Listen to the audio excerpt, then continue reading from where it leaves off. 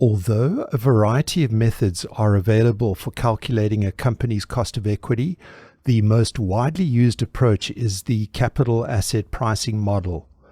This method is often very easy to apply, but there are definitely things that you need to watch out for. Examiners will almost certainly be searching for any gaps in your understanding.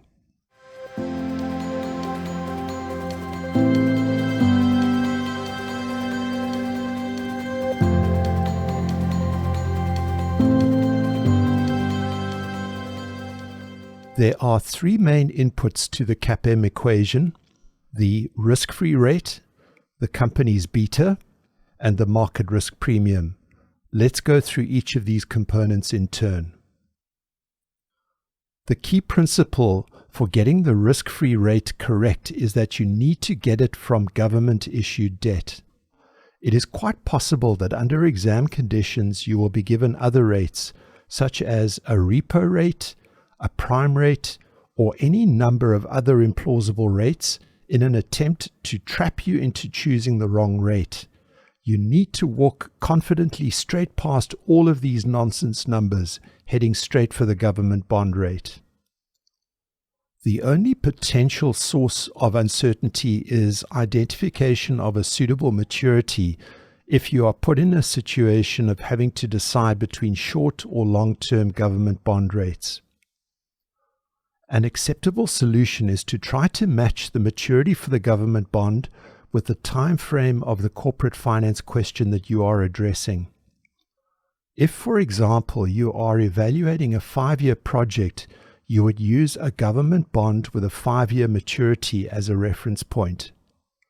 If no exact match is available, you would make an approximation using techniques discussed elsewhere in the Finance Fundamentals video series. Beta is often just supplied under exam conditions, and professionals will get it from a financial services provider or their own in-house model. If you are given a valid beta, you can plug that straight into the CAPM equation. But there are exceptions where things are not quite so simple. If you have a raw or unadjusted regression beta, this should be adjusted first before you use it in CAPM. The equation is simple, but perhaps too easily forgotten about, resulting in unnecessary exam errors. If you are given an asset or unlevered beta, you need to be aware that the CAPM equation requires you to use the levered or equity beta. The equation that converts asset to equity beta is more complex this time, but you need to know it anyway for other situations as well, so it is at least not a single-use proposition. You might also encounter a situation where you have no beta at all for the company. This happens when, for example, the company is unlisted or thinly traded. Then beta must be estimated using a peer group average beta as a reference comparable. The equations needed, attributed to Robert Hamada, are covered in another video. See the link in the description. The third and final input for the CAPM equation is the market risk premium, defined as the expected rate of return on the market minus the risk-free rate. You need to be aware that the market risk premium might also be called the equity risk premium. Some commentators are insistent that MRP and ERP are in fact different things, but there is no consensus on the matter, and you should push back against any assertions when somebody tries to tell you that there are generally accepted definitions of either of them.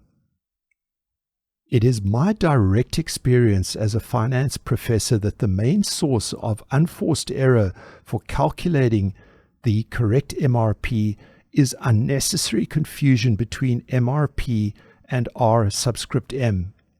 You could be given either, or maybe even both of them. If you have R subscript M, then subtract the risk-free rate to get MRP. If you have MRP, subtract nothing at all because you already have the correct CAPM input.